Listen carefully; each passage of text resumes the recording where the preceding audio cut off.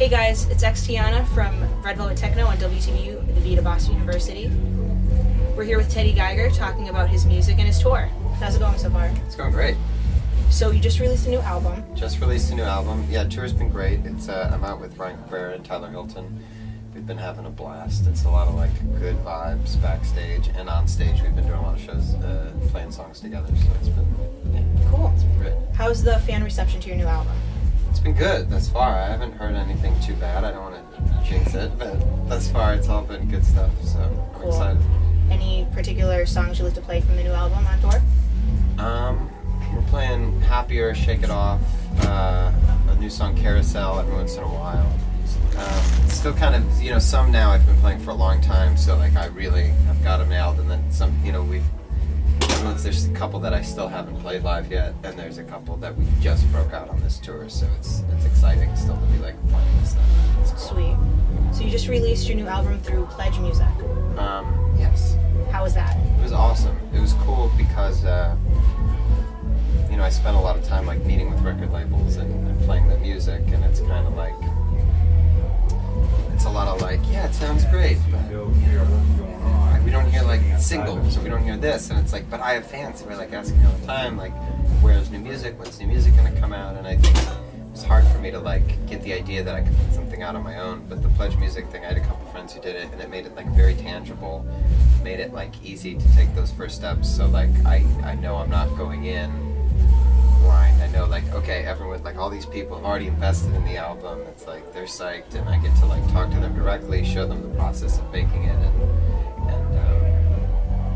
yeah, it was just fun, and it takes a little bit of the pressure off because you get the sales up front, and it's like, yeah. What's the deal with Save the Elephants, and why'd you pick that as your charity? Well, I heard like this heartbreaking. There's this story, an elephant and a dog. I mean, it sounds like lame in retrospect, but here we go. They were like best friends. Something happened to the dog. If you watch it, you'll get it. But like this elephant, I guess, was horribly depressed for like weeks. It might have been months. I don't want to exaggerate. But like you realize that like they're sensitive animals. They're not just like it's not like squashing bugs or something. And there's people, there's a lot of poaching going on, and even beyond that, there's like dwindling resources, and like because of the way things are being built, their like migration patterns are getting screwed with, and the organization kind of just helps track their movements and help find ways to make sure that like they're not gonna go out of extinction, and they're kind of like, so that's the deal. That's really cool. You have one more show after this one in Boston, in California, at the end of May. Are there any plans to do anything else after that, or is there just, some downtime? As of right now, there's a bunch of dates in September, and there's a track coming out on Tiesto's next release. He's a DJ, if you know. Yeah. I'm sure you know who he is. But I'm pretty excited about that. And trying to also, like right now I'm doing a lot of work. I kind of have for like the past 6-7 years done a lot more like electronic production and been working with those sorts, new sounds and stuff like that. So I'm trying to like put together an EP of like highly remixable, like electro pop hooks is kind of the goal, or that's the goal. Sweet. So that's what I'm working in the downtime, and then just a couple other like little one-offs throughout the summer, and shooting to kind of maybe get on some bigger tours would be, that would be sick. But we'll see how it goes.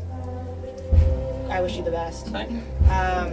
So you're also known for being an actor, and everybody's seen your movie The Rocker, I'm sure. What made you want to get into acting? Well, I kind of always made like little movies with my friends growing up, and like, my cousins were super into it. But it really started as I was I got signed to Columbia. I was working on my record, and it was like just at the beginning kind of when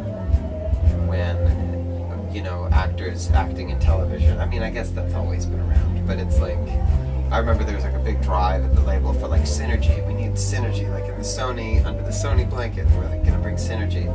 So it's like Sony Pictures kind of forwarded the script whether they needed a musician, and kind of thought maybe I'd be good for it, and I went in, and it kind of ended up falling together, and turned into the show Love Monkey, which I did on CBS for like 3-4 episodes. So that was the first time I'd ever done anything legitimate with acting. Like I never did theater or anything growing up. So it was a cool experience. But I always feel like whenever I'm hanging out on set, it's apparent, like, the people who are doing this are actors, and there's, like, a skill set that, like I can play a musician, because I know what that's like to be a musician.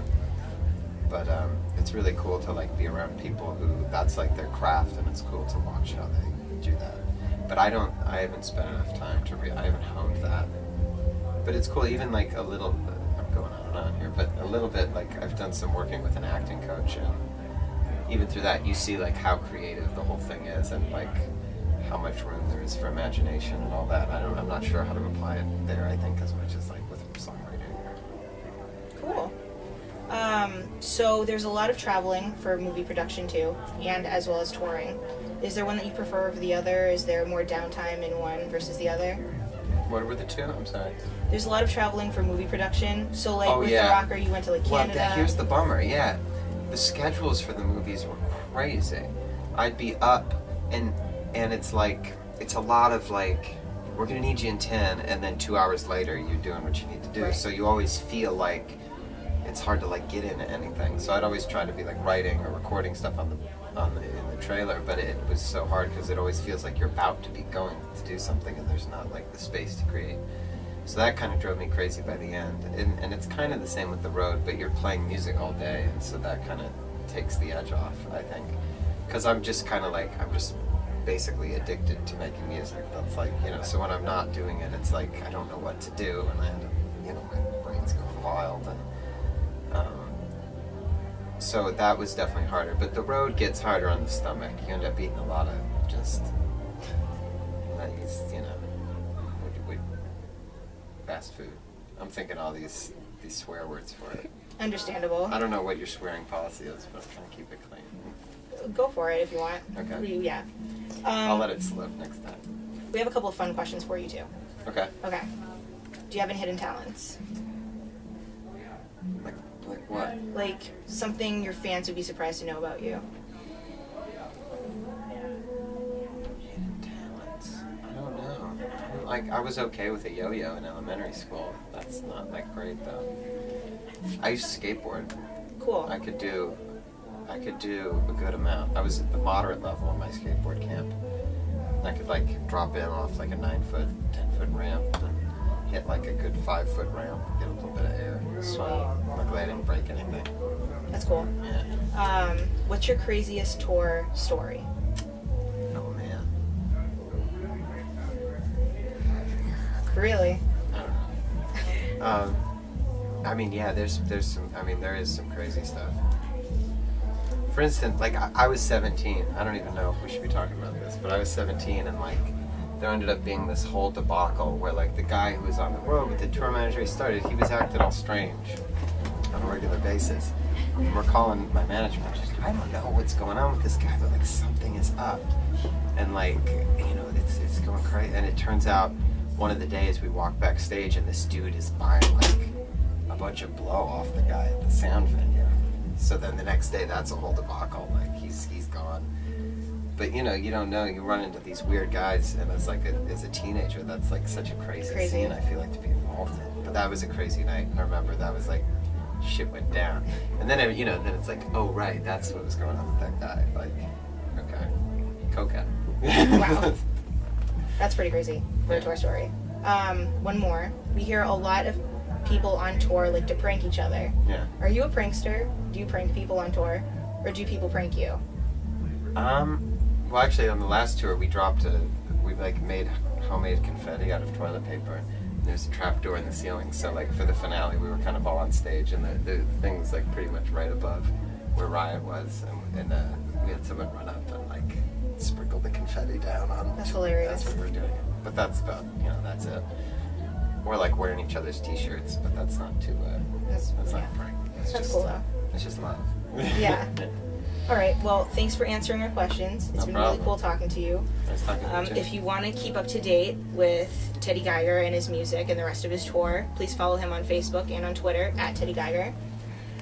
Please subscribe to our YouTube channel for more interviews and check out WTVUradio.org for more WTVU news. Thanks.